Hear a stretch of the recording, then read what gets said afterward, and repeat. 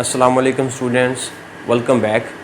जी students, तो आप सब लोग कैसे हैं? उम्मीद करता हूँ कि सब लोग खैर आफियत से होंगे, जहाँ पर भी होंगे खूब मज़े में होंगे और ख़ूब जो है वो दिल जमी के साथ जो है वो पढ़ाई में मसरूफ़ होंगे।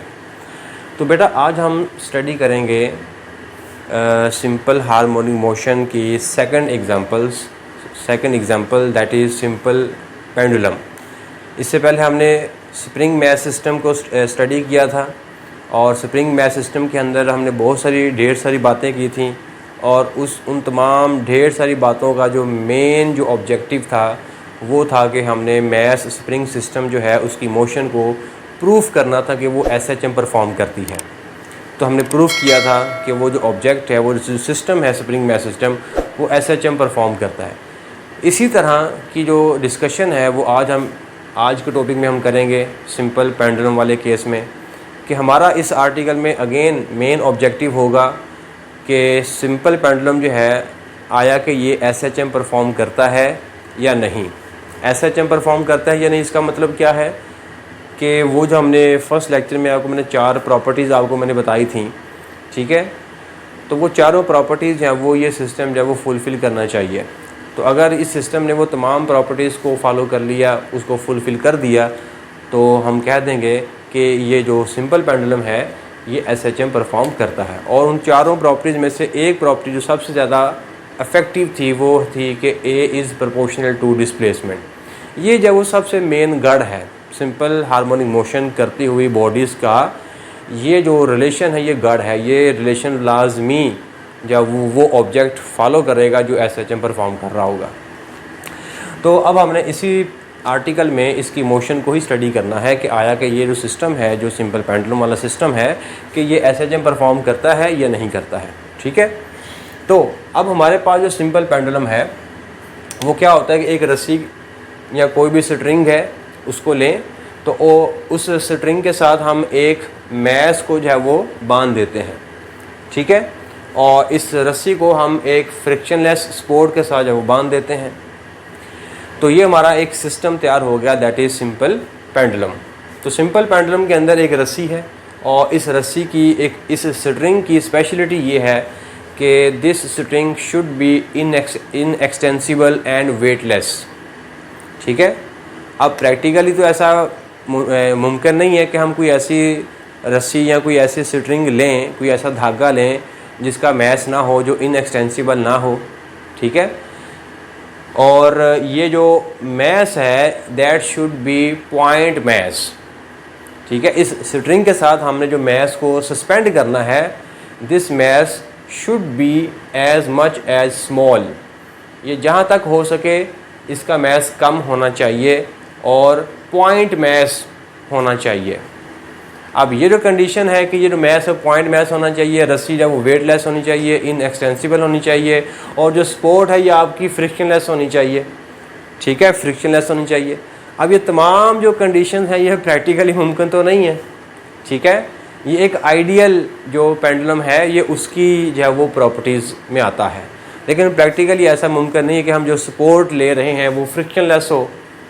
थोड़ी बहुत तो फ्रिक्शन होगी, ठीक है, बिल्कुल फ्रिक्शनलेस हो जाए ऐसा मुमकिन नहीं है, थोड़ी बहुत तो फ्रिक्शन लाजमी होगी। वेट जो हम ले रहे हैं वो पॉइंट मैस होना चाहिए, लेकिन पॉइंट मैस प्रैक्टिकली मुमकिन नहीं है। हम जितना मर्ज़ी कम मैस रखते जाएं लेकिन पॉइंट मैस तक हम नहीं जा सकते। अभी वहाँ तक जब वो जाना बड़ा मुश्किल है हमारे लिए, नामुमकिन सा है, यूँ समझ लें। तो पॉइंट मैस जब वो होना चाहिए, लेकिन प्रैक्टिकली ऐसा नहीं है। तो यही जो बातें मैंने डेफिनेशन के अंदर जब वो लिखी हुई हैं, तो ये जो डेफिनेशन है ये बेसिकली एक सिंपल एक आइडियल पेंडुलम के लिए आप लागू कर सकते हैं। एक प्रैक्टिकल जो पेंडुलम होगा वहाँ पर ये बातें लागू करना बड़ा मुश्किल हो जाएगा हमारे लिए। खैर, अब इसको नोट कर लें। तो अगर आपको डेफिनेशन पूछी जाएगी व्हाट इज़ सिंपल पेंडुलम, तो आप लिखेंगे यही, ठीक है, कि a simple pendulum consist of a point mass suspended by a weightless inextensible string supported from a fixed frictionless rigid support, ठीक है। तो ये डेफिनेशन आप नोट कर लें, इसको आप जब वो लिखेंगे, जब भी आप ये आर्टिकल स्टार्ट करेंगे तो पहले आपने ये जो है वो डेफिनेशन लिखनी है। अच्छा, मैं आपको बता दूं कि ये भी आपका लॉन्ग क्वेश्चन है, ठीक है, कई बार पेपर में आ चुका है सिंपल पेंडुलम की मोशन को आपने डिस्क्राइब करना होता है कि आया कि एसएचएम है या नहीं।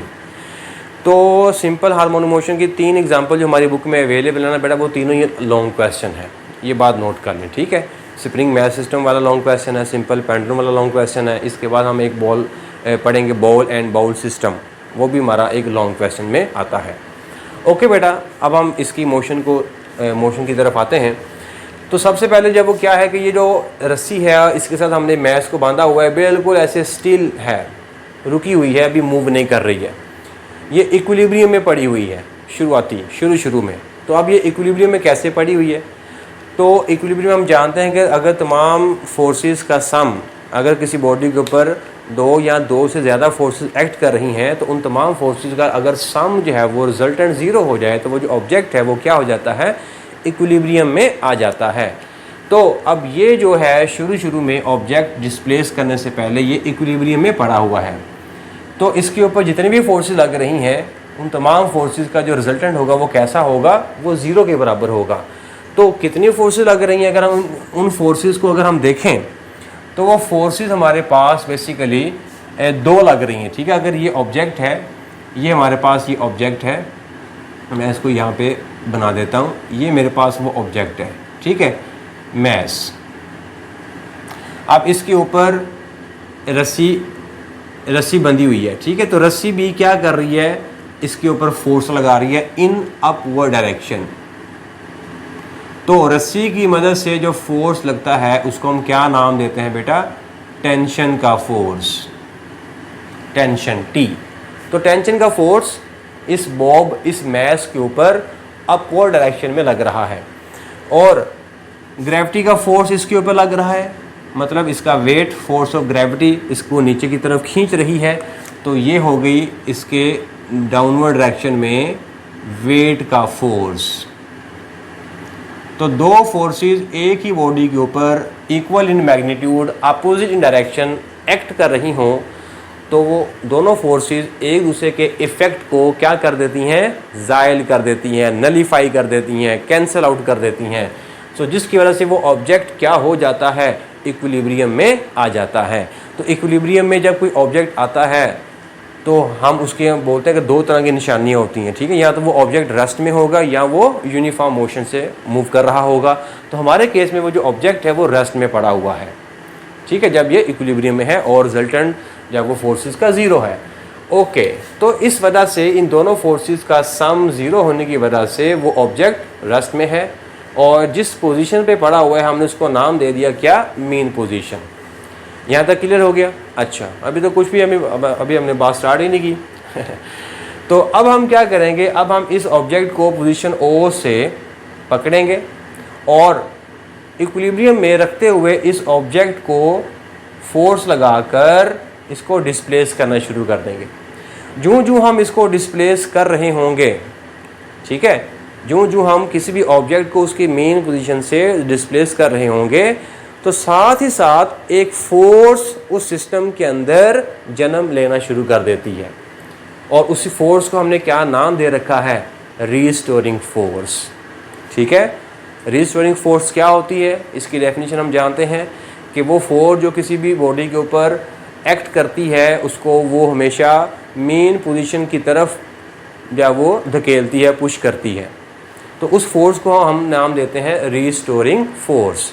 इसी तरह जब हम इस बॉब को, इस मैस को इसके मेन पोजीशन से डिस्प्लेस कर रहे होते हैं, तो साथ ही साथ इस सिस्टम के अंदर एक रीस्टोरिंग फोर्स भी पैदा हो रही होती है, ठीक है। कैसे पता चलेगा? जब हम इसको किसी भी पॉइंट पे लाके छोड़ेंगे तो ये ऑब्जेक्ट वहाँ पे रुक नहीं जाएगा, बल्कि दोबारा मेन पोजीशन की तरफ मूव करना चाहेगा, ठीक है। तो इसका मतलब कि उसके ऊपर कोई फोर्स लग रही है तो ये मूव कर रहा है। हम जानते हैं किसी भी बॉडी की जो मोशन होती है वो फोर्स के बगैर नहीं हो सकती, ठीक है ना। Force is responsible to move an object, to stop an object, to change the direction of an object.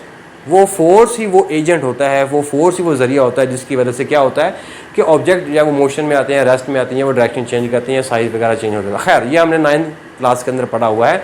अच्छा, जब मैं इस बॉडी को ओ से ए की तरफ ला रहा था तो इसके अंदर रीस्टोरिंग फोर्स पैदा हो जाती है। और जो ही मैं इसको ए पे ला के छोड़ूंगा तो ये दोबारा ऑब्जेक्ट क्या करेगा, मेन की तरफ भागेगा ड्यू टू रीस्टोरिंग फोर्स। तो उस रीस्टोरिंग फोर्स की डायरेक्शन किधर है, इस तरफ है। ठीक है, अब हम वो रीस्टोरिंग फोर्स मालूम करना चाहते हैं कि वो रीस्टोरिंग फोर्स का मैग्नीट्यूड कितना है, मतलब उसका फार्मूला क्या है, उसकी शक्ल कैसी है जो इस बॉडी के ऊपर लगती है और इसको मेन पोजीशन की तरफ धकेल देती है। जैसे कि हमने स्प्रिंग मैस सिस्टम के अंदर पढ़ा था कि स्प्रिंग मैस सिस्टम के अंदर जो रीस्टोरिंग फोर्स होती है उसकी शक्ल, उसका फार्मूला क्या है, F = kx। ये रीस्टोरिंग फोर्स का फार्मूला है स्प्रिंग मैस सिस्टम के अंदर। इसी तरह सिंपल पेंडुलम के अंदर भी रीस्टोरिंग फोर्स की शक्ल, उसका फार्मूला कुछ होगा। अब हम देखना चाहते हैं कि वो रीस्टोरिंग फोर्स की शक्ल कैसी है, उसका फार्मूला क्या है। डायरेक्शन तो हम जानते हैं, बचपन से जानते आए हैं, फर्स्ट लेक्चर से हम जानते हैं कि डायरेक्शन किधर होनी है उसकी, वो तो हमेशा मेन पॉइंट की तरफ होगी। ठीक है, लेकिन वो फोर्स होगी कितनी, मैग्नीट्यूड में कितना होगा, उसका मैग्नीट्यूड कितना होगा, वो अब हम मालूम करना चाहते हैं। तो वो मालूम करने के लिए ज़रा ध्यान से देखिएगा इसको ज़रा। तो जब मैंने इसको ये डिस्प्लेस किया यहाँ पर, तो ये कुछ एंगल भी ऊपर बन गया। ठीक है, ये कुछ यहाँ पर एंगल भी बन चुका है, इसको हम नाम दे दें कोई थीटा। ठीक है, थीटा कोई एंगल भी बनेगा। अच्छा, अब अगर ये जो रस्सी है इसको मैं अगर थोड़ा सा मज़ीद आगे बढ़ा लूँ, ठीक है, थोड़ा सा अगर मैं इसको मज़ीद आगे बढ़ा लूँ,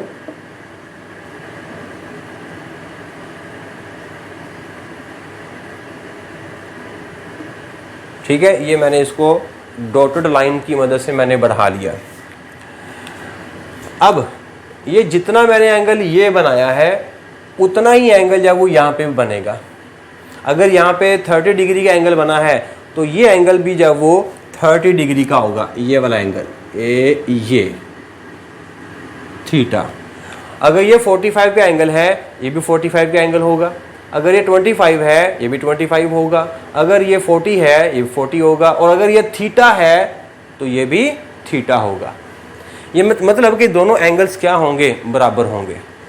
ये कैसे बराबर होंगे, आपने 9th क्लास के अंदर मैथमेटिक्स के अंदर एक थ्योरम पढ़ रखा है कि जब दो पैरेलल लाइंस को एक तीसरी लाइन, तिरछी लाइन कट करती है तो उनके दरमियान बनने वाले दरमियानी जाविये, दरमियानी एंगल्स हमेशा बराबर होते हैं। ठीक है, ये आपने पिक्चर ऐसे पढ़ी होगी कि जैसे अगर ये दो मैं लाइंस ड्रा करता हूँ, ये दो पैरेलल लाइंस हैं, ठीक है, और इनको एक तीसरी लाइन कट करती है, तो अब ये जो एंगल होगा ना, ये वाला एंगल थीटा, जितना ये एंगल होगा उतना ही ये वाला एंगल थीटा होगा। ठीक है, अगर ये हमारे पास 30 डिग्री है तो ये भी 30 डिग्री होगा। अगर 25 है तो 25 होगा, 40 है तो 45 होगा, 50 है तो 50 होगा। ये दोनों एंगल्स क्या होंगे, बराबर होंगे। तो अब यहाँ पर भी ये देखें, एक लाइन ये वाली, ये लाइन, ये जो पहली जो वर्टिकल लाइन है ये, इसको आप तसव्वुर कर लें, और ये दूसरी लाइन, ये वाला जो मैंने बनाया एरो, ये दोनों एरो अगर मैं इसको बढ़ा लूँ ऊपर की तरफ तो ये दो हो जाएंगे पैरेलल लाइंस। और ये तिरछी लाइन, ये तिरछी लाइन कट कर रही है ये वाली लाइन। ठीक है, कि दो पैरेलल लाइंस को ये तिरछी लाइन कट कर रही है। तो इस तरह इनके दरमियानी बनने वाले जो एंगल्स होंगे दरमियान में वो बराबर होंगे। यहाँ तक क्लियर हो गया। तो जितना एंगल ये वाला होगा उतना ही एंगल हमारा बेटा ये वाला होगा। ओके, अब आगे चलते हैं। अब ये जो ऑब्जेक्ट है इसका जो वेट है वो ऐसे डाउनवर्ड डायरेक्शन में एक्ट कर रहा है। ठीक है, जैसे पोजीशन ओ पर भी इसका जो वेट है वो डाउनवर्ड डायरेक्शन में एक्ट कर रहा है, और वेट जहाँ पर भी बॉडी होगी उसका वेट हमेशा डाउनवर्ड ही रहेगा। तो पोजीशन ओ पर दो फोर्सेस एक्ट कर रही थी, वो हमने देखा कि वो कौन कौन सी थी, और दोनों ने एक दूसरे के इफेक्ट को कैंसिल कर दिया था। अब हम पॉइंट ए पे देखना चाहते हैं तो कि पॉइंट ए पर टोटल कितनी फोर्सेस लग रही हैं। ठीक है, एक फोर्स तो ये लग रही है जो हमने वेट की शक्ल में बनाई हुई है, इसके अलावा और भी फोर्सेस हैं। तो बाकी फोर्सेस को हम कैसे जाहिर करेंगे, अब इस वेट को हम इसके कंपोनेंट्स में डिवाइड कर देंगे। क्लास 9 का चैप्टर नंबर 4 का रेजोल्यूशन ऑफ फोर्स वाला आर्टिकल माइंड में लेकर आए, ठीक है। उसमें हमने वेक्टर को रिजॉल्व करना सीखा था, उसके कंपोनेंट्स बनाने सीखे थे। अब वो वाला कॉन्सेप्ट जब हम यहाँ पे यूज़ करने लगे हैं, ठीक है। अब ये जो लाइन है ये है एक्स एक्सिस, इसको आप एक्स एक्सिस तस्वर कर लें। मैं इसको पहले आपको साइड पे रफली बना के देता हूँ कि जैसे ये हमारे पास हमने पढ़ा था कुछ इस तरह से कि ये हमारे पास एक वाई एक्सिस और ये हमारे पास है एक्स एक्सिस। हमने क्लास 9 के अंदर जो वेक्टर ड्रा किया था ना, वो हमने किया था फर्स्ट क्वाड्रेंट के अंदर, ज़रा सीधा सीधा हमने ड्रा कर दिया था ऐसे कि ये हमारे पास है वो वेक्टर जिसका नाम हमने रखा हुआ था एफ, ठीक है। और इसने कोई एक्स एक्सिस के साथ कोई एंगल थीटा बनाया हुआ था और इस वेक्टर के हमने दो बनाए थे कंपोनेंट, ठीक है। और वो जो दो कंपोनेंट थे, एक था यहाँ से हमने एक परपेंडिकुलर ड्रा किया था, एक कंपोनेंट हमने यहाँ पे बनाया था ये वाला। बेसिकली ये वाला वेक्टर जब वो यहाँ से आया था, ठीक है ना। अगर मैं इसको यहाँ पे ड्रा करूँ वाई एक्सिस के ऊपर, मैं इसको बल्कि ड्रा कर देता हूँ कि अगर मैं यहाँ से एक परपेंडिकुलर ड्रा करूँ वाई एक्सिस के ऊपर और इधर से एक परपेंडिकुलर ड्रा करूँ एक्स एक्सिस के ऊपर, ठीक है। तो यहाँ पे दोनों आपके ये जो परपेंडिकुलर है इन एक्सिस को कट कर रहे हैं, वहाँ तक एक वेक्टर बना लो ओरिजिन से लेकर, तो यहाँ से लेकर यहाँ तक ये हमारे पास एक हो गया वेक्टर, ठीक है। और इसी तरह यहाँ पे ये वाली लाइन कट कर रही है तो यहाँ से एक वेक्टर हमारे पास ये वाला हो गया,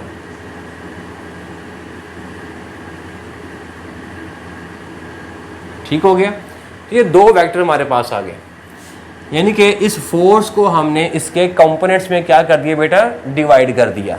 एक कंपोनेंट एक्स एक्सिस वाला हो गया जिसका नाम हम क्या रख देंगे एफ एक्स, और दूसरा जो है वो वाई के अलोंग था, इसका नाम हम क्या रख देंगे एफ ऑफ वाई। ये हमने सारी 9th क्लास के अंदर ये सारी कहानी पढ़ी हुई है। अब इसी चीज़ को मैं यहाँ पे अप्लाई करता हूँ, ठीक है। मैं इसी चीज़ को ज़रा यहाँ पे अप्लाई करता हूँ। इसको मैं ज़रा थोड़ी सी बड़ी डायग्राम में बना के आपको दिखाता हूँ कि ये हमारे पास वो ऑब्जेक्ट है, ये देखें ये हमारे पास वो ऑब्जेक्ट है, ठीक हो गया। और ये हमारे पास ये जो लाइन है, ये आपको लाइन नज़र आ रही है, ये वाली लाइन, ये रस्सी वाली लाइन, और रस्सी को मज़ीद ऐसे बढ़ाया हुआ है। इसको मैं बना देता हूँ कुछ ऐसे, कुछ ऐसे बना देता हूँ, ठीक हो गया। और ये जो ब्लैक वाला एरो है ये हो गया जी ब्लैक वाला एरो। तो ये जो ब्लैक वाला एरो है ये है वेट, फोर्स। वेट क्या होती है, फोर्स होती है। और इस फोर्स ने ये कुछ एंगल बना के रखा हुआ है इस एक्सिस के साथ, थीटा एंगल, बिल्कुल जैसे इस फोर्स एफ ने इस एक्स एक्सिस के साथ एंगल बना रखा था थीटा, ये वाला थीटा। इसी तरह इस फोर्स ने एक्स एक्सिस के साथ ये एंगल थीटा बना रखा है, ठीक हो गया। तो अब जो है जैसे मैंने इसके हेड से दो परपेंडिकुलर लाइंस ड्रा की थी, ये देखें एक लाइन इधर और एक लाइन इधर, एक लाइन एक्स एक्सिस के ऊपर और एक लाइन वाई एक्सिस के ऊपर, ठीक है। तो ये हमारा अगर देखें ये एक्स एक्सिस है, ये वाई एक्सिस है, ये तो हो गया एक्स एक्सिस, ठीक है। ये जो ब्लू लाइन है ये होगी एक्स एक्सिस, मैं इसको लिख देता हूँ एक्स एक्सिस, ये एक्स एक्सिस हो गया। अब वाई एक्सिस किधर होगा, वाई एक्सिस होगा इस एक्स एक्सिस के बिल्कुल परपेंडिकुलर, तो ये हो गया बेटा वाई एक्सिस। मैं इसको बना देता हूँ ऐसे,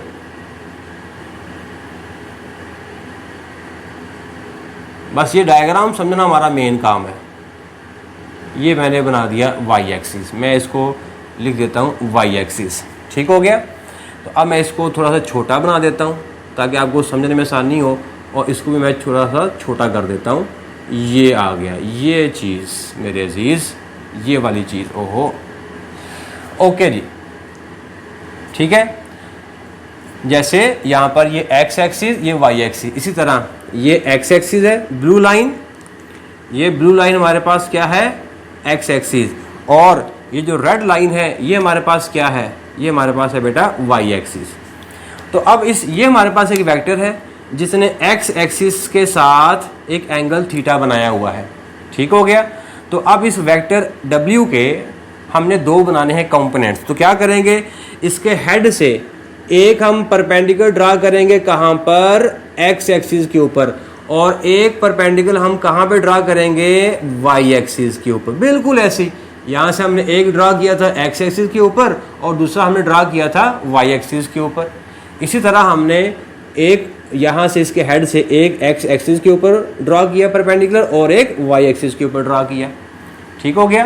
तो ओरिजिन से लेकर यहाँ तक ये जो वेक्टर होगा यहाँ से लेकर यहाँ तक, इसका क्या नाम होगा, जो कि एक्स एक्सिस के लॉन्ग है।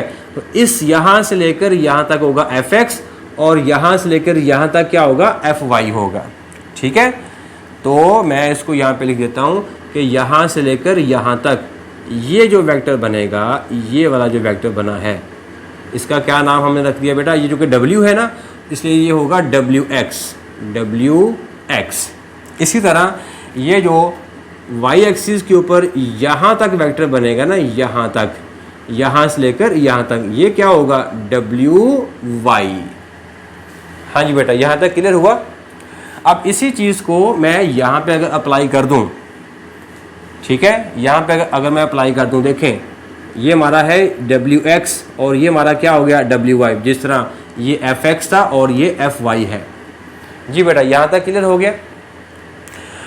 तो अब मैं इसी चीज़ को ज़रा यहाँ पे ड्रा करता हूँ। ये हमारा था X एक्सिस और ये हमारा हो गया Y एक्सिस। ये मैं बनाता हूँ यहाँ पर Y एक्सिस, ठीक है जी, ब्लू लाइन और रेड लाइन। तो अब मैं क्या करूँगा, इसके हेड से यहाँ पे एक ड्रा करूँगा परपेंडिकुलर और इसके हेड से यहाँ पे ड्रा करूँगा परपेंडिकुलर। तो यहाँ से लेकर यहाँ तक जो परपेंडिकुलर ड्रा करूँगा तो वो ओरिजिन से लेकर ये जो कंपोनेंट होगा, ये वाला जो कंपोनेंट है, ये बेटा क्या होगा, यहाँ से लेकर यहाँ तक क्या होगा बेटा, WX, ठीक है। ये जो कंपोनेंट है ये क्या होगा, WX।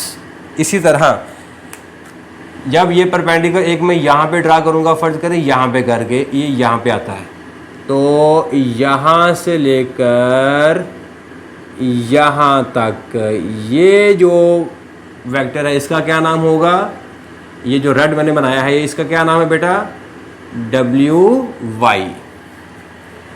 हाँ जी, यहाँ तक हुआ क्लियर।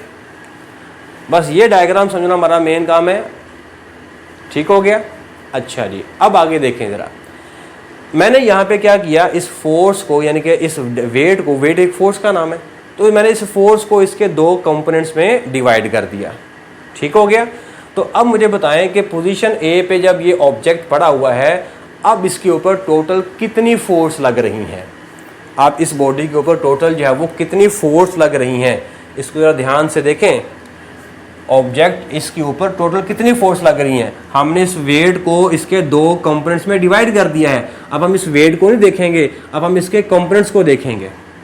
तो अब बताएं, इस बॉडी जो कि ए पे पड़ी हुई है, पोजीशन ए पर पड़ी हुई है, अब इसके ऊपर टोटल कितनी फोर्स लग रही हैं।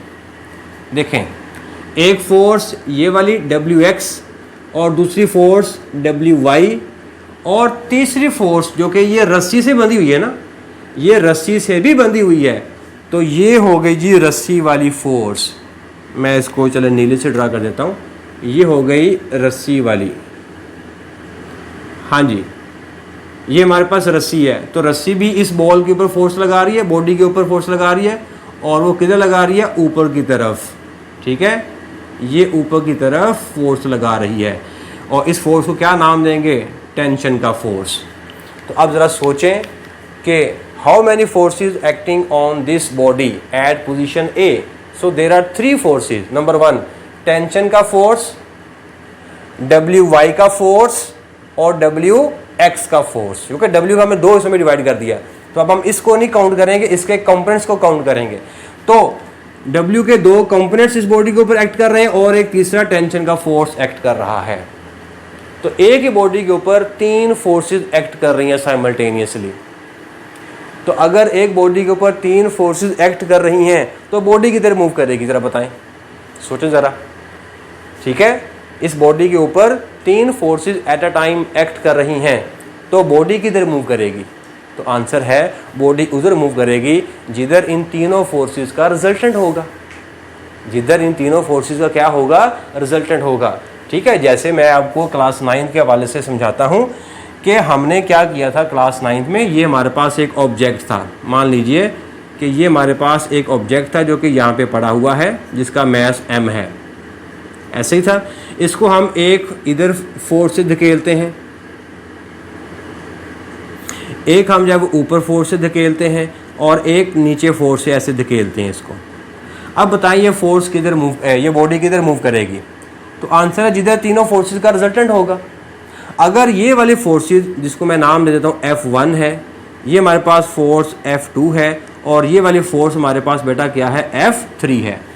अब अगर F1 और F2 बराबर हों, मान लीजिए इन तीनों फोर्सेस में से ये दोनों फोर्सेस बराबर हैं, अब बताएं ये बॉडी किधर मूव करेगी?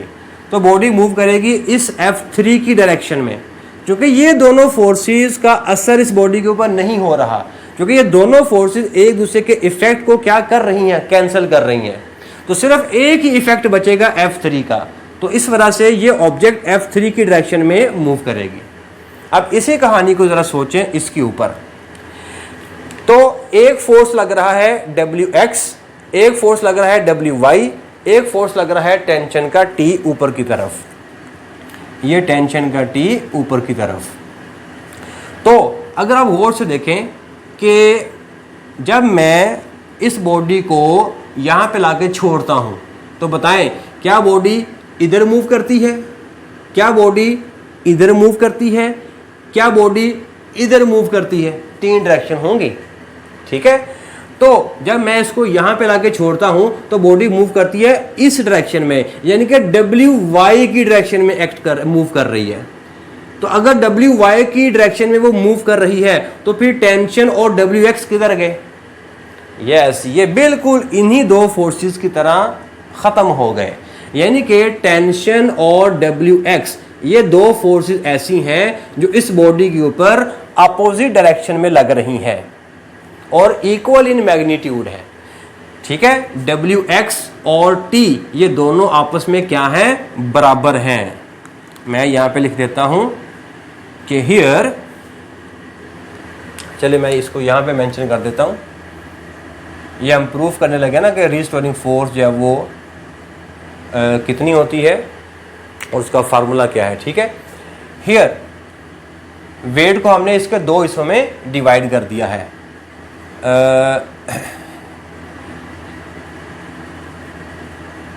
So weight has been divided into its components। ठीक हो गया। कौन कौन से 2 कंपोनेंट्स हैं? नंबर 1 एक है हमारे पास WX और दूसरा हमारे पास क्या है, WY। अब जो WX है ये किसके बराबर होता है? देखें जैसे FX किसके बराबर होता है?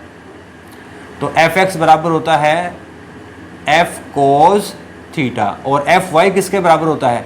FY बराबर होता है F साइन थीटा। ठीक है, इसी तरह WX किसके बराबर होगा? W cos थीटा के। और WY किसके बराबर होगा? W साइन थीटा के। हाँ, यहाँ तक क्लियर हुआ। अगेन W जो है वो, इसको अगर मैं इसकी वैल्यू पुट करूँ तो इसकी वैल्यू किसके बराबर आएगी? W बराबर है mg, तो W की जगह पे आ गया बेटा mg और साथ में cos theta as it is. इसी तरह नीचे है W होता है mg और नीचे साइन थीटा है साथ में, तो ये आ गया साइन थीटा। ठीक हो गया। तो WX is equals to M G cos of theta और डब्ल्यू वाई किसके बराबर होगा, एम जी साइन थीटा के बराबर होगा। जी बेटा ये दो कंपोनेंट्स हमने जब वो डिवाइड कर दिए इसको, अब जो डब्ल्यू एक्स होता है हियर, यहाँ पे जो डब्ल्यू एक्स है horizontal component, horizontal component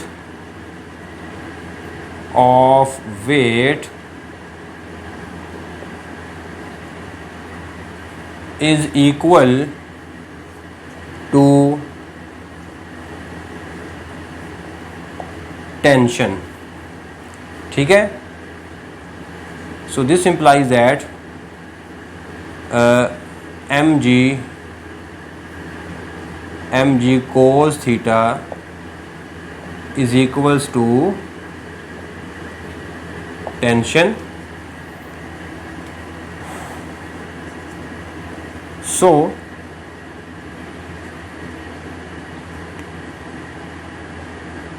they cancel out each other effect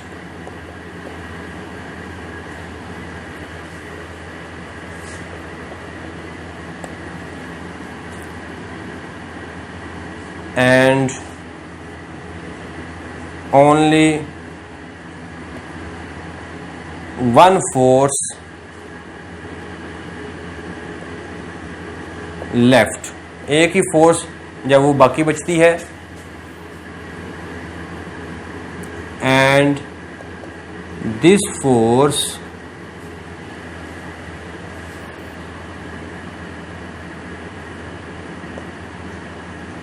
pushes the body, this force pushes the object या body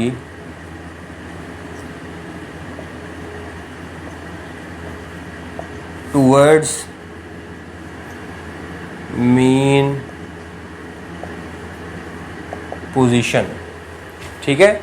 एक फोर्स बाकी बची, दो फोर्सेस ने क्या किया, इफेक्ट को कैंसिल कर दिया, एक दूसरे के इफेक्ट को कैंसिल कर दिया, बाकी बची एक ही फोर्स, और यही फोर्स क्या करती है, इस बॉडी को मेन पोजीशन की तरफ लेकर आती है।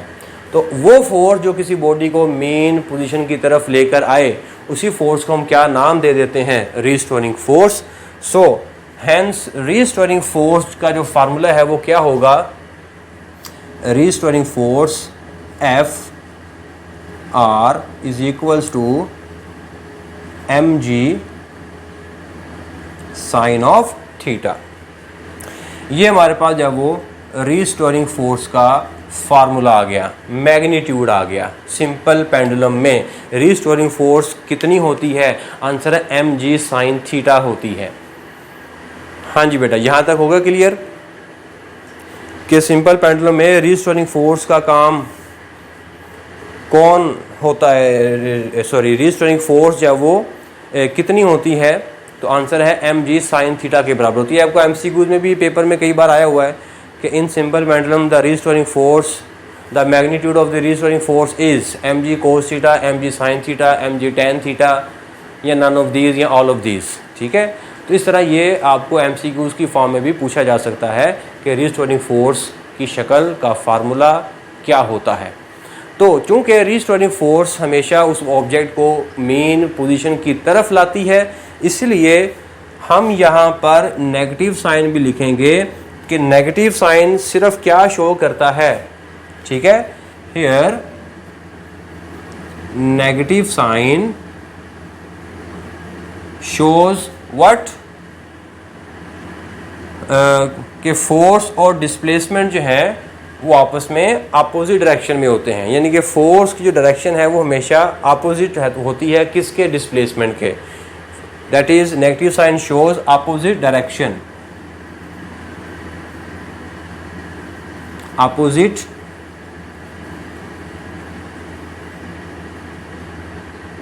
डायरेक्शन। ओके जी बेटा, यहां तक होगा क्लियर। तो हमने रीस्टोरिंग फोर्स जो वो क्या कर लिया, कैलकुलेट कर ली है। अब हम देखेंगे कि ये सिंपल पेंडुलम जो है ये SHM परफॉर्म करता है कि नहीं करता। ठीक है, हमारा जो मेन टारगेट था इस टॉपिक का वो है कि इसको SHM परफॉर्म करवाना। तो SHM परफॉर्म करवाने का मतलब कि ये जो वो उस रिलेशन को फॉलो करेगा। कौन से रिलेशन को? A is proportional to X वाले रिलेशन को। ठीक है, तो A is proportional to X, ये हम अब साबित करना चाहते हैं कि सिंपल पेंडुलम जो है वो इस रिलेशन को फॉलो करता है, ये रिलेशन देता है या नहीं देता। ओके, तो अब उसके लिए हम क्या करेंगे, अब उसके लिए ज़रा इसी फार्मूले को ज़रा गौर से देखें। According to this formula that is restoring force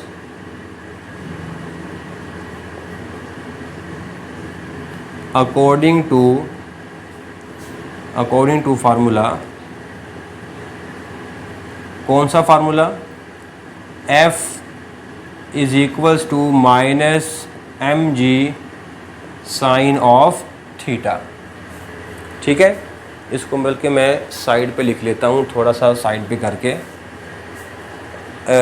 according to formula F is equals to minus mg sine of theta.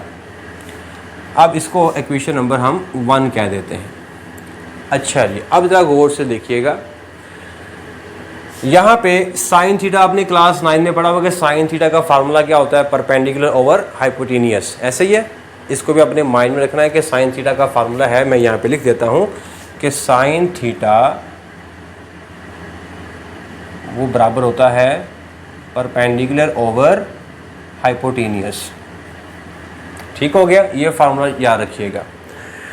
अच्छा, अब हमने क्या किया था, इसको यहाँ पे लाके ऐसे ए पे लेकर आए थे, ओ से ए पे लेकर आए थे। तो जब हम इसको ओ से ए के ऊपर लेकर आए थे तो ये इस लाइन को फॉलो कर रहा था, ये ब्लैक लाइन, कर्व्ड लाइन।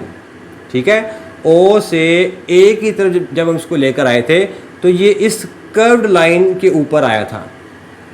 तो जब हम इसको यहाँ पे छोड़ेंगे ए पे लाकर, तो इसी कर्व्ड लाइन को फॉलो करते हुए ये इधर वापस आएगा। लेकिन हमने पढ़ रखा है कि SHM के अंदर तो ऑब्जेक्ट जो है वो एक स्ट्रेट लाइन के ऊपर मूव करता होता है। तो यहाँ पे तो जो स्ट्रेट है वो जो लाइन है वो स्ट्रेट नहीं बन रही। यहाँ पे जो लाइन, जिस लाइन के वो ऊपर आ रहा है वो तो ऐसे कर्व्ड पाथ में आ रहा है। ठीक है, तो स्ट्रेट लाइन तो ना हुई। तो स्ट्रेट लाइन कब होगी? जब हम उसको इतनी दूर नहीं बल्कि उसको बिल्कुल करीब लाके छोड़ेंगे। क्या करेंगे? करीब लाके छोड़ेंगे। ठीक है, यानी कि हम क्या करेंगे, उस ऑब्जेक्ट को, यानी कि इस सिंपल पेंडुलम को इतनी दूर से नहीं लाके छोड़ेंगे, बल्कि जब क्या करेंगे, बिल्कुल पास से छोड़ेंगे यहाँ से। तो जब हम इसको पास लाकर छोड़ेंगे तो ये अप्रोक्सीमेटली जब ये इधर आएगा तो ये एक स्ट्रेट लाइन में आएगा। ठीक है, और जब इसको हम पास लाके छोड़ेंगे तो एंगल भी क्या हो जाएगा? ऑटोमेटिकली कम हो जाएगा। यही तो हमने फर्स्ट लेक्चर में सीखा था कि SHM जब हमने करवाना है तो एंगल जो है वो सिंपल पेंडुलम के लिए कैसा होना चाहिए? As small, as much as small. ठीक है, तो जितना कम हो सके उतना जब वो उस एंगल को रखना चाहिए। तो दूर लाके नहीं हम उसको छोड़ेंगे बल्कि उसको हम करीब लाके छोड़ेंगे। तो करीब लाके छोड़ेंगे तो हमारे पास स्ट्रेट लाइन बन जाएगी। ठीक है, और एंगल जब वो छोटा हो जाएगा।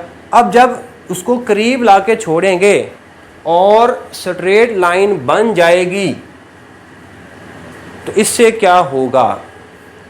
देखें फिर से, मैं इसको जो है वो करीब लाके छोड़ता हूं।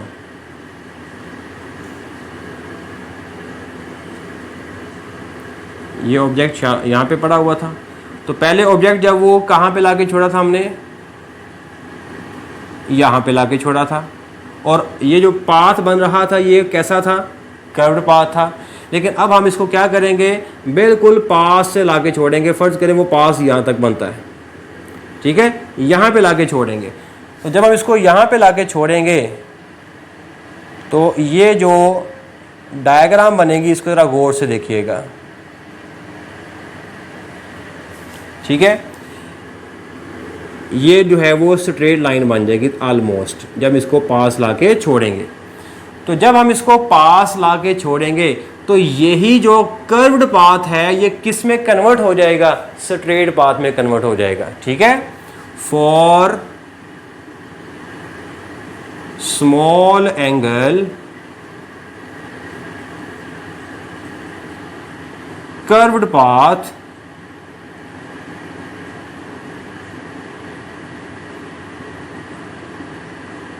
approximately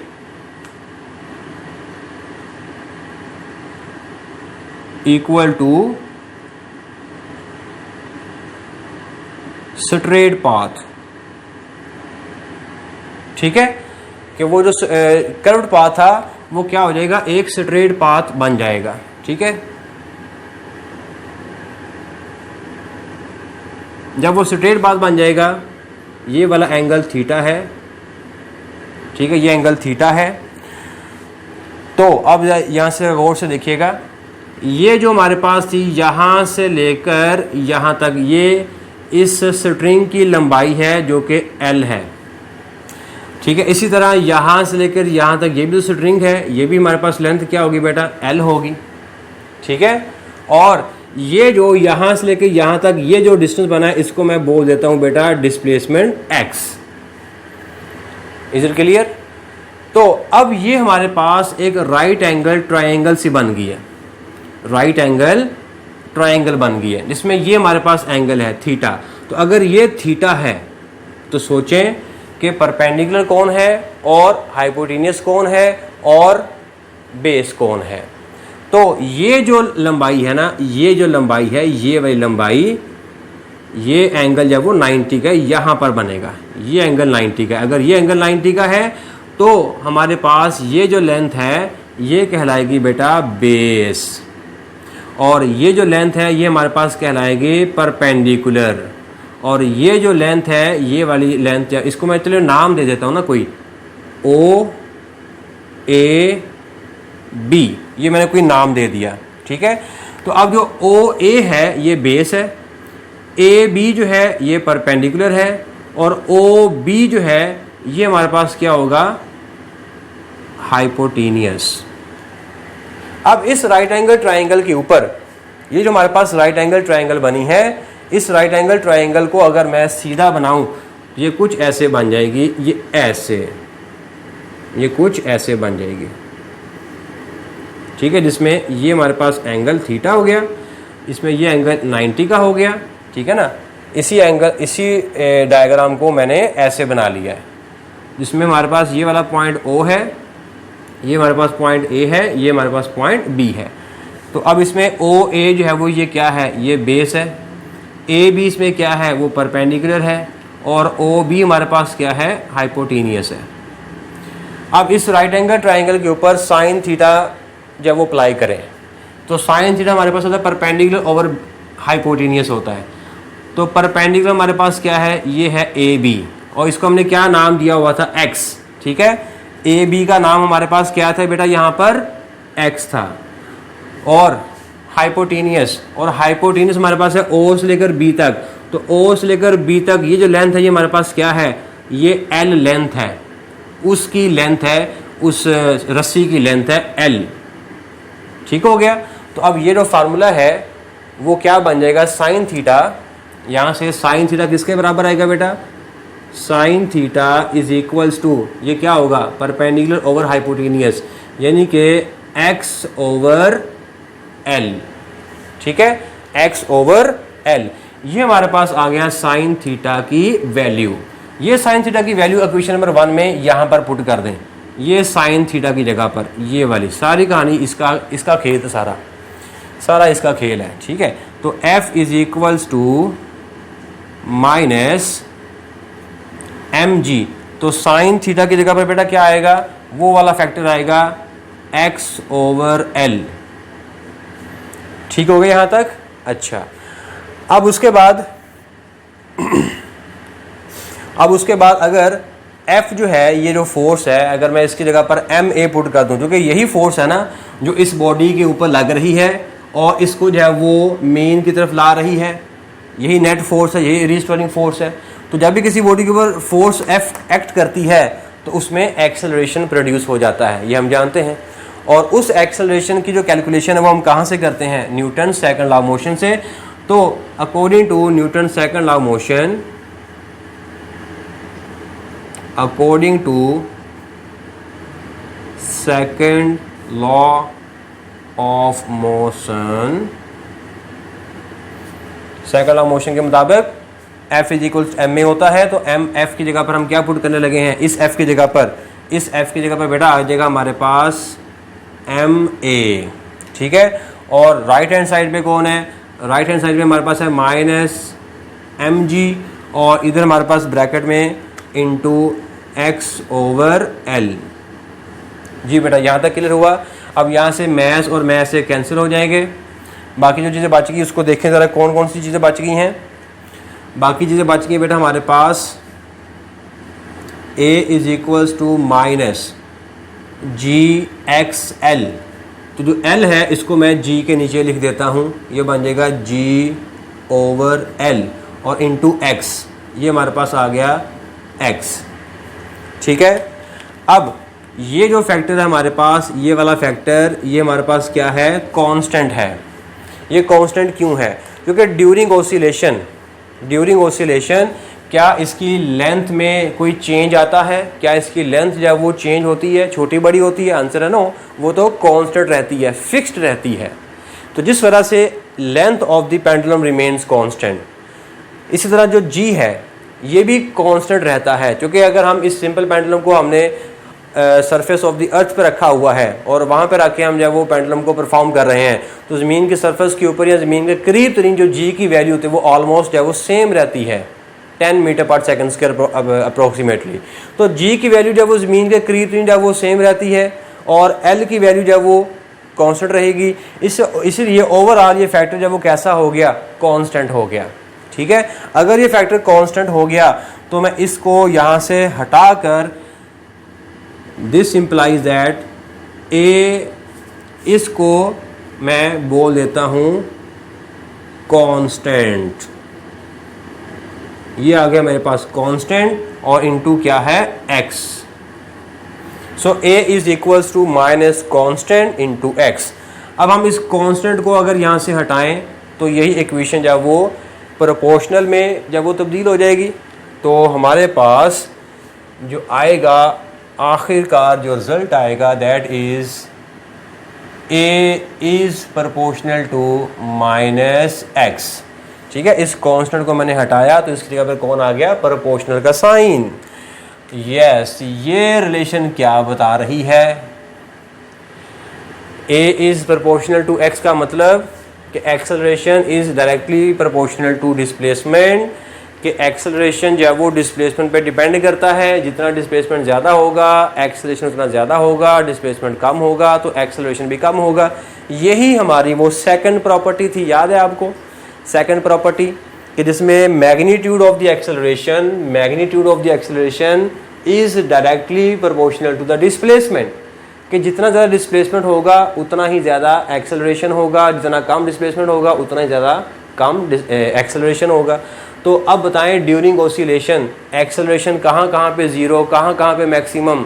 यस, इसी एक्स को देखकर आप बता सकते हैं, ठीक है, कि अगर यहाँ पर हम बात करें तो यहाँ पर जो कि डिस्प्लेसमेंट जब वो मैक्सिमम होता है एक्सट्रीम पोजीशन पर, तो अगेन एक्सट्रीम पोजीशन पर acceleration, this implies that acceleration is maximum कहाँ पर होगा, एक्सट्रीम पोजीशन पर, एक्सट्रीम पोजीशन।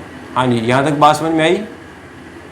इसी तरह जो एक्सेलरेशन है वो ज़ीरो होगा at mean position. Why, because displacement become zero at mean position, क्योंकि जब बॉडी जब वो मूव करते करते यहाँ पर पहुँचेगी तो आपका जो डिस्प्लेसमेंट है x कम हो रहा है और O पे आके बिल्कुल क्या हो जाएगा, ज़ीरो हो जाएगा। तो अगर x आपका ज़ीरो हो गया तो ओवरऑल फैक्टर हमारा a का जवाब भी क्या आ जाएगा, ज़ीरो आ जाएगा, ठीक है। तो a मैक्सिमम एक्सट्रीम पे और a ज़ीरो मेन पोजीशन पर। ये होगा मैग्नीट्यूड का ताल्लुक़। तो अब अगली चीज़ के जो एक्सेलरेशन है वो हमेशा डिस्प्लेसमेंट के मुखालिफ सिमत में होता है। यस, माइनस साइन का मतलब यही चीज़ है कि जिस तरफ डिस्प्लेसमेंट होगा एक्सेलरेशन उसके अपोजिट डायरेक्शन में होगा। ठीक है, तो डिस्प्लेसमेंट अगर राइट साइड पे हम ले रहे हैं, अगर डिस्प्लेसमेंट जो है वो हम इधर ले रहे होंगे, ये हमारा डिस्प्लेसमेंट है x, ठीक है, x किधर है पॉजिटिव, और जो एक्सेलरेशन होगा वो हमारा किधर होगा बेटा, वो होगा नेगेटिव माइनस। वो इक्वेशन यही चीज़ बताती है a is proportional to minus x का मतलब ये है कि acceleration and displacement are opposite in direction. ठीक है, ओके। उसके बाद वेलोसिटी का जिक्र था। वेलोसिटी ज़ीरो और मैक्सिमम कहाँ पे होगी, सेम एक्सट्रीम पोजीशन पर। एक एक्सट्रीम पोजीशन ये वाली है, दूसरी यहाँ पे घूमता घूमता यहाँ पर भी आएगा। तो एक्सट्रीम पॉइंट पे चूँकि वो बॉडी जब वो चंद लम्हे के लिए रुकती है, या अगर हम बात करें कि उसको जब मैं यहाँ पे लेके आता हूँ और एक्सट्रीम पॉइंट पर उसको मैं पकड़ के यहाँ पे रखता हूँ, तो ऑब्जेक्ट जब वो मूव नहीं कर रहा, तो इसका मतलब उसकी जो वेलोसिटी है वो ज़ीरो है। अब जो ही मैं उसको छोड़ूंगा तो क्या होगा, उसकी जो वेलोसिटी है फोर्स की वजह से वो इंक्रीज़ करना शुरू करेगी, तो जिसकी वजह से उसकी वेलोसिटी बढ़ती रहेगी और मेन पॉइंट पर आके उसकी वेलोसिटी कैसी हो जाएगी, मैक्सिमम हो जाएगी। ठीक है, तो एट एक्सट्रीम पॉइंट, ये बातें सारी हमने पहले की हुई हैं स्प्रिंग मैथ सिस्टम के अंदर, वही बातें यहाँ पे हमने दोबारा करनी है। ठीक है, कोई नई बात नहीं है। तो इसमें हमारे पास वेलोसिटी जो है वो मैक्सिमम होगी कहाँ पर, अगेन मीन पोजीशन पर, मीन पोजीशन, और वेलोसिटी जो है वो ज़ीरो होगी, ये ज़ीरो लिख रहा हूँ मैं, ओ नहीं है, तो ये होगी हमारे पास एक्सट्रीम पोजीशंस पर, ऐसे ही होगा। ओके, तो मेन पोजीशन पर वेलोसिटी मैक्सिमम और एक्सट्रीम पोजीशन पर वेलोसिटी जो है वो क्या हो जाएगी, ज़ीरो हो जाएगी। यहाँ तक बात समझ में आती है। ठीक है, अब इसी तरह एनर्जीज़ का ताल्लुक़, कि एनर्जी जो है वो कहाँ पे और कौन सी मैक्सिमम होगी, कौन सी मिनिमम होगी और किस किस पॉइंट पर होगी। तो अब अगर हम एनर्जी की कैलकुलेशन देखें, variation in energy, variation in energy, तो एनर्जी में जो वेरिएशन आएगा उसको ज़रा देखते हैं। अब जब मैं इसको मेन पोजीशन से डिस्प्लेस करता हूँ तो मैं एक फ़ोर्स अप्लाई कर रहा हूँ। तो जब मैं इसके ऊपर फोर्स अप्लाई कर रहा हूँ तो साथ ही साथ ये जो ऑब्जेक्ट है डिस्प्लेसमेंट कवर कर रहा है, ऐसे ही है। तो मैंने फोर्स अप्लाई की वजह से उसने डिस्प्लेसमेंट कवर किया। तो फोर्स इंटू डिस्प्लेसमेंट क्या होता है, वर्क होता है।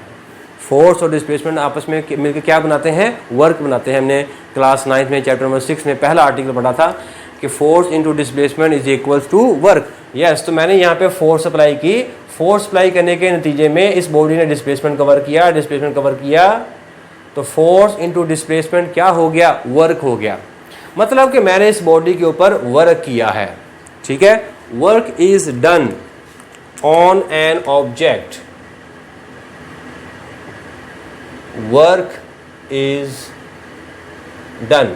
अब ये जो वर्क इसके ऊपर हुआ है, यही वर्क उस बॉडी के अंदर एनर्जी की फॉर्म में स्टोर हो जाएगा। जैसे हम जानते हैं कि जब मैं किसी बॉडी को क्लास 9 में चैप्टर नंबर 6 में हमने पढ़ा था, जब किसी बॉडी को उसकी सरफेस से ऐसे मूव करवाते हैं, फोर्स लगाते हैं, वो बॉडी जब वो हाइट कवर करती है तो हमारा वो किया गया वर्क जाता कहाँ है, तो हमारा वो किया गया वर्क उस बॉडी में एनर्जी की फॉर्म में स्टोर हो जाता है, या वो काइनेटिक हो जाती है या वो पोटेंशियल हो जाती है। ठीक है, मतलब कोई भी एनर्जी की शक्ल वो इख्तियार कर लेगी, हमारा वो वर्क बेसिकली वो एनर्जी की फॉर्म में उस बॉडी के पास आ जाएगा। तो यहाँ पे भी ऐसे ही हुआ था, मैंने इसके ऊपर वर्क किया और वर्क करके जब मैं इसको एक्सट्रीम पॉइंट पे लेकर आया तो एक्सट्रीम पॉइंट पर आकर इसके पास मैक्सिमम एनर्जी होगी, क्योंकि मैंने यहाँ पे मैक्सिमम वर्क किया, तो वही मेरा किया गया वर्क इस बॉडी के अंदर एनर्जी की फॉर्म में स्टोर हो जाएगा। कौन सी एनर्जी? पोटेंशियल एनर्जी, क्योंकि ये अपनी पोजीशन से क्या हो चुकी है? डिस्प्लेस हो चुकी है। तो पोजीशन के लिहाज से जो एनर्जी होती है उसको हम क्या बोलते हैं? पोटेंशियल एनर्जी बोलते हैं। तो जब मैं इसके ऊपर वर्क करूंगा तो मेरा किया गया वर्क पोजीशन ए पर मैक्सिमम पोटेंशियल एनर्जी की फॉर्म में इस बॉडी के पास अपीयर हो जाएगा। ठीक है, so work is done and this work जो हमने इसके ऊपर किया है वो अपीयर हो जाएगा in the form of potential energy, in the form of potential energy. ठीक है, हमारा किया गया वर्क पोटेंशियल एनर्जी की फॉर्म में स्टोर हो जाएगा। तो मतलब कि मैक्सिमम वर्क हमने यहां पे किया तो मैक्सिमम एनर्जी यहां पर आ जाएगी पोजीशन ए पर। ठीक है, सो एट पोजीशन ए, वही बात सारी। ठीक है, तो at position A and B लिख लेते हैं, क्योंकि ए और बी दोनों हमारे पास क्या है? मीन एक्सट्रीम पोजीशन है। ठीक है, तो ए और बी पर क्या हो रहा है? तो ए और बी पर पोटेंशियल एनर्जी मैक्सिमम है, क्योंकि ए और बी पर मैक्सिमम वर्क हो चुका होता है। Potential energy is maximum.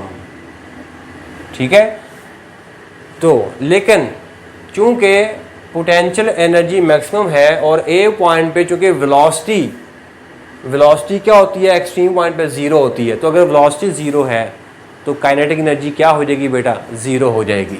ठीक है, सो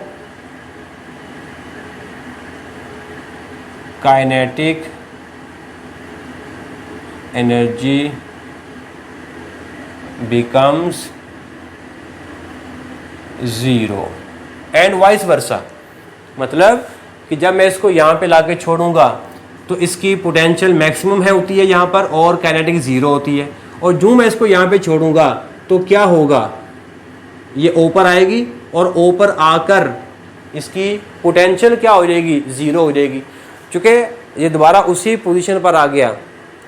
ठीक है, पहले हमने पोजीशन से दूर लेकर गए थे, from the position potential energy होती है, लेकिन अगर वही पोजीशन पर आ जाए तो जो पोटेंशियल वो फिर से क्या हो जाएगी? जीरो हो जाएगी, mgx। ठीक है, तो पोटेंशियल एनर्जी हमारी क्या हो जाएगी? एट पोजीशन ओ जीरो हो जाएगी, लेकिन काइनेटिक एनर्जी मैक्सिमम हो जाएगी। क्यों? चूंकि वेलोसिटी जो है वो मेन पॉइंट पर आके क्या हो जाती है? मैक्सिमम हो जाती है। तो जिस तरह से जो काइनेटिक एनर्जी होगा वो इस पॉइंट पर आके क्या हो जाएगा? मैक्सिमम हो जाएगा।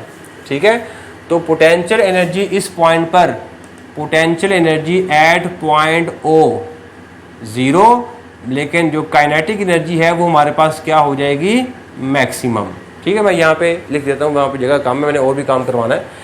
तो ये चीज़ें हमारे पास हो जाएंगी। पोटेंशियल एनर्जी मैक्सिमम और काइनेटिक एनर्जी मैक्सिमम कहाँ पर है? ये आपको दोनों बातें मैंने आपको बता दिया। ठीक है, एक्सट्रीम पॉइंट पर एनर्जी कौन सी मैक्सिमम और कौन सी मिनिमम है, और मीन पॉइंट पर कौन सी एनर्जी मैक्सिमम और कौन सी एनर्जी मिनिमम है। अच्छा, ये मुझे एक बात बताएं कि क्या, देखें आप दोनों पॉइंट्स पे आप देख सकते हैं कि एक एनर्जी मैक्सिमम है और दूसरी ज़ीरो है। क्या ऑसिलेशन के दौरान कोई ऐसा पॉइंट भी आता है जहाँ पे दोनों एनर्जीज बराबर हो जाती हैं? अभी तक हमने देखा है ना कि एक्सट्रीम पर एक मैक्सिमम दूसरी ज़ीरो है, मीन पर अगेन एक मैक्सिमम दूसरी ज़ीरो है। तो क्या ऑसिलेशन के दौरान एक ऐसा पॉइंट आता है कि जहाँ पर दोनों एनर्जीज क्या हो जाएं? बराबर हो जाएं? आंसर है यस, आता है। देखें, जब मैं इसको ए पे रखता हूँ तो यहाँ पे पोटेंशियल मैक्सिमम होती है और काइनेटिक ज़ीरो होती है, लेकिन जो ही ये ऑब्जेक्ट ए से ओ की तरफ आ रहा होता है, रास्ते में होता है, तो साथ साथ इसकी वेलोसिटी बढ़ रही होती है और साथ ही साथ इसका जो एक्स है वो क्या हो रहा होता है? घट रहा होता है, कम हो रहा होता है। तो ए से ओ की तरफ आते आते वेलोसिटी में इजाफा होने की वजह से इसकी काइनेटिक बढ़ती जाती है, लेकिन साथ ही साथ पोटेंशियल में कमी आ रही होती है। ठीक है, तो एक एनर्जी बढ़ रही होती है और एक एनर्जी कम हो रही होती है। तो एक ऐसा पॉइंट आता है तकरीबन दरमियान में करके, यानी कि एक्सट्रीम और मीन पॉइंट के दरमियान में करके एक ऐसा पॉइंट आता है कि जहां पर दोनों एनर्जीज बराबर हो जाती हैं, एक कम हो रही होती है, एक घट रही होती है। ठीक है, मीन पॉइंट पर मीन पॉइंट पे एनर्जी काइनेटिक ज़ीरो है, ठीक है, और एक्सट्रीम पॉइंट पर पोटेंशियल मैक्सिमम है और काइनेटिक ज़ीरो है, ठीक है। तो अब अगर देखें ये पोजीशन ए की बात करें, पोजीशन ए की बात करें कि पोजीशन ए के ऊपर पोटेंशियल मैक्सिमम है और काइनेटिक क्या है, ज़ीरो है, ठीक है। अब वो बॉडी अपनी एक्सट्रीम से मीन की तरफ आ रही है, तो एक्सट्रीम से मीन की तरफ आते आते पोटेंशियल, ये वाला हाथ पोटेंशियल का है और ये वाला हाथ जो है वो काइनेटिक का है, तो पोटेंशियल में कमी आ रही है और काइनेटिक में इजाफा हो रहा है। पोटेंशियल में कमी, काइनेटिक में इजाफा, पोटेंशियल में कमी, काइनेटिक में इजाफा। यस, एक पॉइंट ऐसा आएगा जहाँ पे दोनों एनर्जीज बराबर हो जाएंगी। वो पॉइंट कौन सा है? वो पॉइंट है बिल्कुल मिड पॉइंट, मीन और एक्सट्रीम के मिड पॉइंट पर दोनों एनर्जीज जो है वो क्या हो जाती हैं, बराबर हो जाती हैं, ठीक है। अगर हम इसी को डिस्प्लेसमेंट की टर्म में जवाब दें कि किस डिस्प्लेसमेंट पर पोटेंशियल और काइनेटिक बराबर हो जाती है, हमारा एक बुक में क्वेश्चन भी बना हुआ है, साइड पे बॉक्स बना हुआ है, उस बॉक्स में लिखा हुआ है कि at what displacement potential and kinetic energies becomes equal.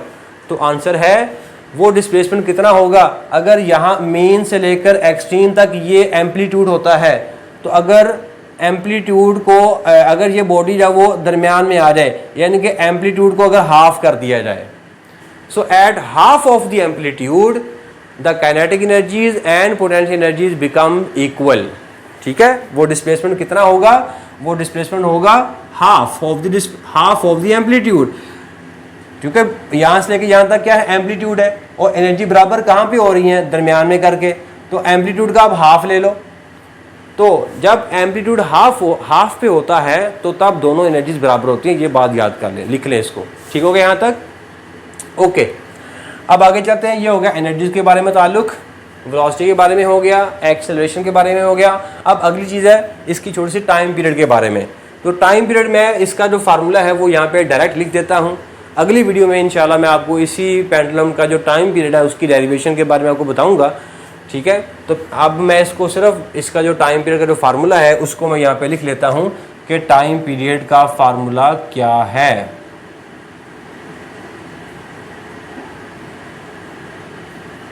तो इसका जो टाइम पीरियड का जो फार्मूला होता है बेटा, वो होता है T is equals to 2 pi L upon G under root, ठीक है जी, 2 pi L over G under root. तो ये दो फैक्टर्स पे डिपेंड करता है। टाइम पीरियड का जो फार्मूला है, यानी कि time period of the simple pendulum depends upon 2 factor, that is length of the simple pendulum and gravitational acceleration, ठीक है।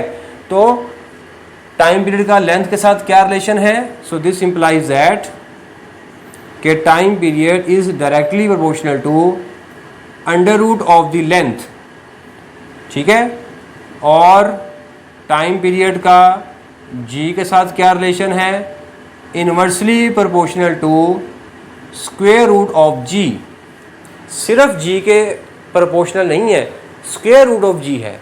इसी तरह सिर्फ लेंथ के प्रोपोर्शनल नहीं है, स्क्वायर रूट ऑफ लेंथ के प्रोपोर्शनल होता है। ये बात भी एमसीक्यू में आपको आ सकता है कि टाइम पीरियड जो है वो लेंथ के साथ रिलेशन में है। ऑप्शन में आपको आ सकता है सिर्फ एल, ठीक है, या स्क्वायर रूट एल, या एल स्क्वायर, या 1 ओवर एल अंडर रूट, ठीक है। तो इस तरह आपको ये एमसीक्यू में आ सकता है कि टाइम पीरियड का जो फार्मूला है, या टाइम पीरियड जो होता है सिंपल पेंडुलम का, वो लेंथ के साथ किस तरह के रिलेशन में होता है। डायरेक्ट रिलेशन तो होता है, लेकिन वो रिलेशन अंडर रूट में है, सिंपल है, बगैर है, वो कैसे है, तो ये आपको रिलेशन याद रखना है। इसमें आप देख सकते हैं कि अगर मैं लेंथ को बढ़ाता हूँ तो टाइम पीरियड भी बढ़ जाएगा, लेकिन अगर मैं लेंथ को डबल बढ़ाता हूँ, दुगना कर देता हूँ, तो टाइम पीरियड दुगना नहीं हो जाएगा, क्योंकि इसका स्क्वायर रूट है। अगर ये अंडर रूट ना होता तो फिर लेंथ को डबल करने से टाइम पीरियड डबल हो जाना था, लेकिन स्क्वायर रूट जब उसको डबल नहीं बनाएगा, ठीक है। अगर मैं लेंथ को दुगना पुट करूं, देखें अभी हम देख लेते हैं, इस सवाल भी आपका बना हुआ है आपकी बुक के अंदर। अगर लेंथ को डबल कर दिया जाए, क्वेश्चन हम बना लेते हैं, यहाँ पे कोई क्वेश्चन है,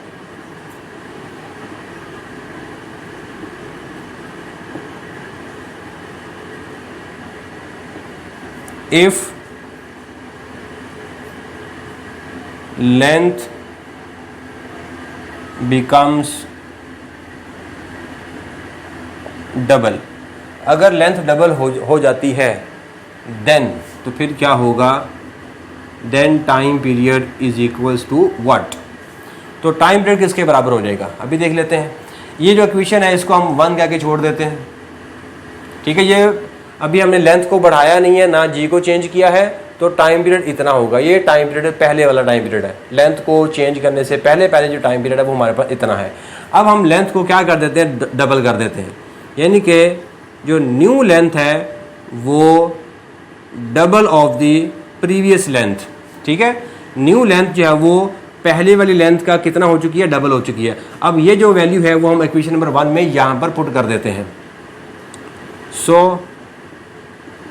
पुट इन 1, अगर हम इसको 1 में पुट करते हैं तो जो टाइम पीरियड है वो न्यू टाइम पीरियड हो जाएगा। ये देखें new time period T prime, चले मैं टी प्राइम इसको ऐसे लिख देता हूँ, दैट इज टी प्राइम। ये किसके बराबर हो जाएगा, is equal to 2 pi, length की जगह पर अब हम पुट करेंगे 2l, ठीक है। ये हमारे पास आ गया 2l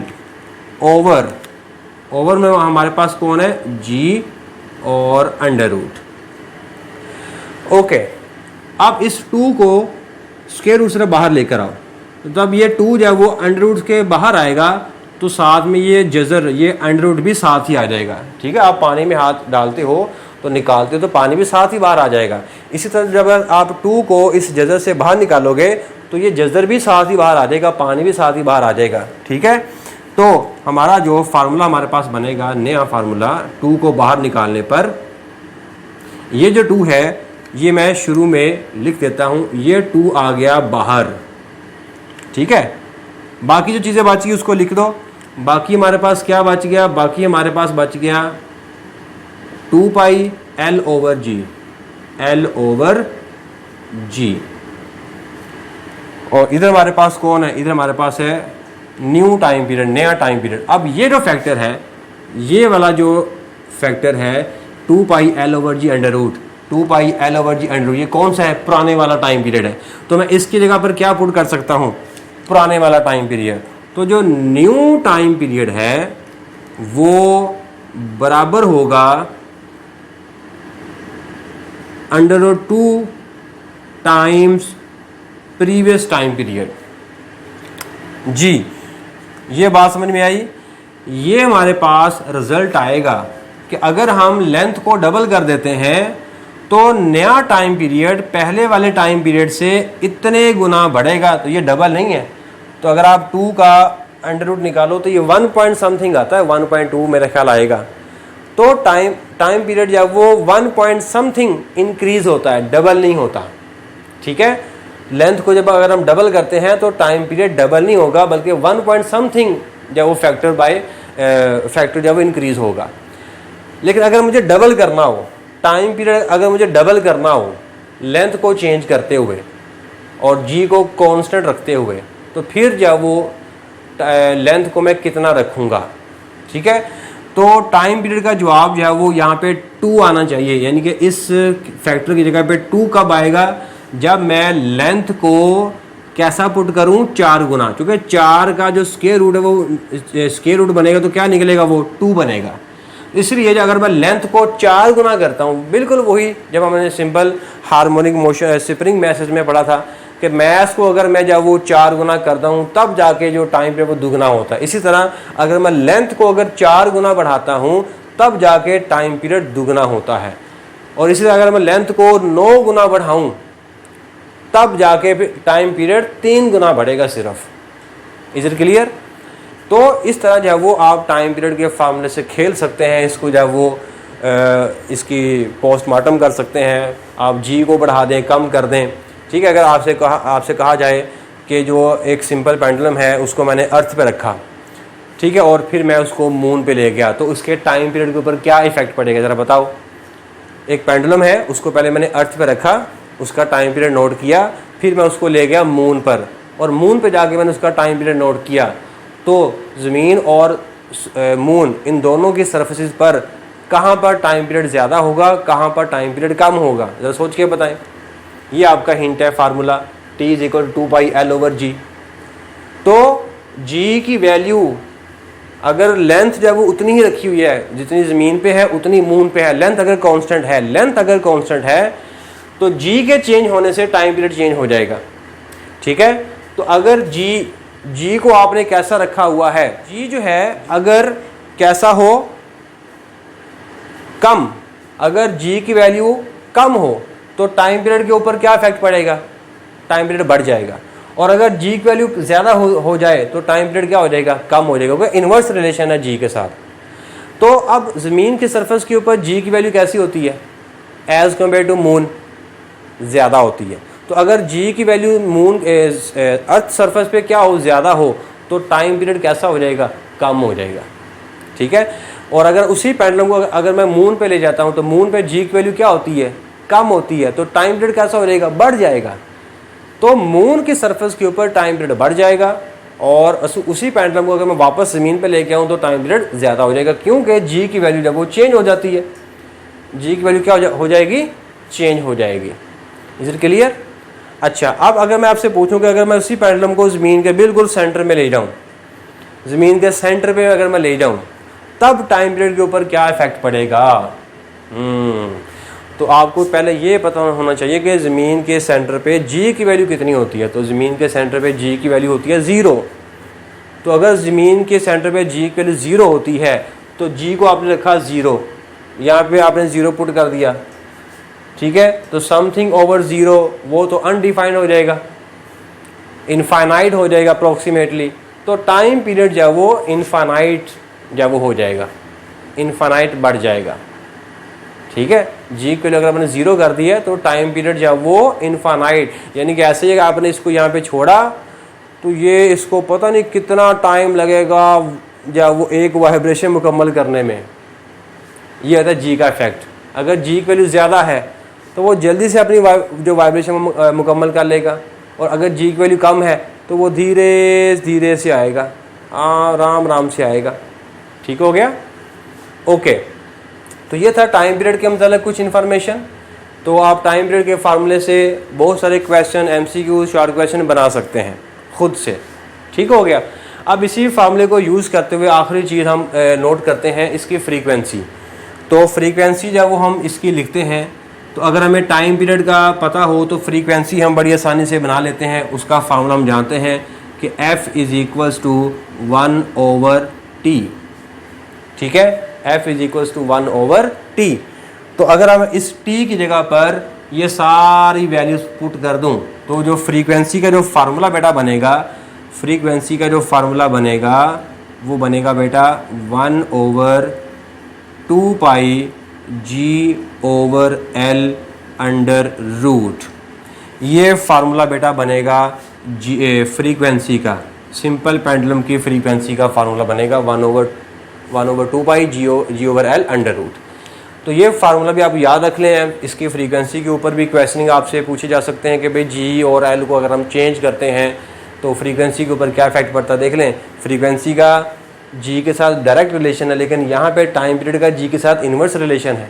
टाइम पीरियड का लेंथ के साथ डायरेक्ट रिलेशन है और फ्रीक्वेंसी का लेंथ के साथ इन्वर्स रिलेशन है।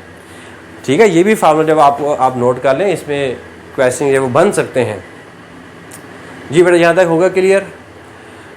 अब टाइम पीरियड जब वो दो चीज़ों पर डिपेंड करता है, लेंथ और जी के ऊपर, किन फैक्टर पर डिपेंड नहीं करता वो भी आपको पता होना चाहिए। ठीक है, तो पहला फैक्टर है कि आप उस सिंपल पेंडुलम को यहाँ पे लाके छोड़ते हो या उसको यहाँ पे लाके छोड़ते हो या आप उसको बहुत दूर से लाके छोड़ते हो। मतलब आप इस एम्पलीट्यूड पे छोड़ते हो या आप यहाँ से लाके छोड़ते हो, ये वाला एम्पलीट्यूड लेते हो, या आप उसको यहाँ पे लाके छोड़ते हो, ये वाला लेते हो एम्पलीट्यूड, तो उसके एम्पलीट्यूड के ऊपर कोई इफेक्ट नहीं पड़ेगा। Time period only depends upon two factors, length and G, does not depend upon amplitude of the vibration, amplitude. So, whatever the amplitude, the time period of the simple pendulum remains constant. Is it clear? ये आप बात note कर लें कि independent quantities कौन कौन सी हैं। तो इंडिपेंडेंट क्वांटिटी हैं बेटा, फर्स्ट नंबर पे एम्पलीट्यूड। तो एम्पलीट्यूड पे डिपेंड नहीं करता। दूसरा फैक्टर है बहुत इंपॉर्टेंट, दूसरा हमारे पास है mess.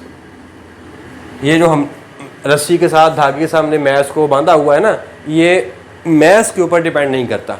What ever the mess, ठीक है, पहले आपने 2 किलोग्राम का मैस ले लें, उसका टाइम पीरियड नोट कर लें। फिर आप 20 किलोग्राम का आप जब वो मैस ले लें, उसका टाइम पीरियड नोट कर लें, बशर्ते के बाकी तमाम फैक्टर कैसे होने चाहिए, कांस्टेंट। जब हमने एक चीज़ का रिलेशन बताना है तो बाकी सारी चीज़ें कैसी होनी चाहिए, कांस्टेंट। तो अगर आप मैस को चेंज कर रहे हो तो बाकी किसी चीज़ को नहीं छेड़ना, ना उसकी लेंथ को, ना उसके जी को, ना उसके एम्पलीट्यूड को, ठीक है, बाकी सारी चीज़ें आपने कांस्टेंट रखनी है। तो मैस पहले आप ले लें 2 किलोग्राम का, उसका एक वाइब्रेशन का टाइम पीरियड नोट कर लें। फिर आप ले लें 20 किलोग्राम का, उसका आप टाइम पीरियड नोट कर लें, जब वो सेम आएगा। तो मैं इंशाल्लाह इसका एक शॉर्ट वीडियो बनाऊंगा मैस के ऊपर कि टाइम पीरियड जो है वो वाकई, उसका एक डेमो आपको मैं करके दिखाऊंगा कि टाइम पीरियड जब वो ना तो एम्पलीट्यूड के ऊपर डिपेंड करता है और ना ही उसके मैस पे डिपेंड करता है। Only 2 factors, that is length and G, ये 2 फैक्टर जिनके ऊपर जो टाइम पीरियड है वो आपका डिपेंड करता है, ठीक है। Amplitude of what, amplitude of the pendulum और मैस ऑफ द पेंडुलम, ये 2 चीज़ों पे डिपेंड नहीं करता। ले बेटा, ये था आज का हमारा टॉपिक कि जिसमें हमने सीखा कि सिंपल पेंडुलम जो है उसकी जो मोशन होती है वो हार्मोनिक होती है, उसके टाइम पीरियड के बारे में सीखा, उसके एक्सेलरेशन, उसकी एनर्जी, उसकी वेलोसिटीज़ के बारे में सीखा, ठीक है बेटा। नेक्स्ट वीडियो में मैं आपको इंशाल्लाह इसका जो टाइम पीरियड का जो फार्मूला है उसको मैं ड्राइव करके आपको बताऊंगा कि इसकी जो डेरिवेशन है वो कैसे करते हैं।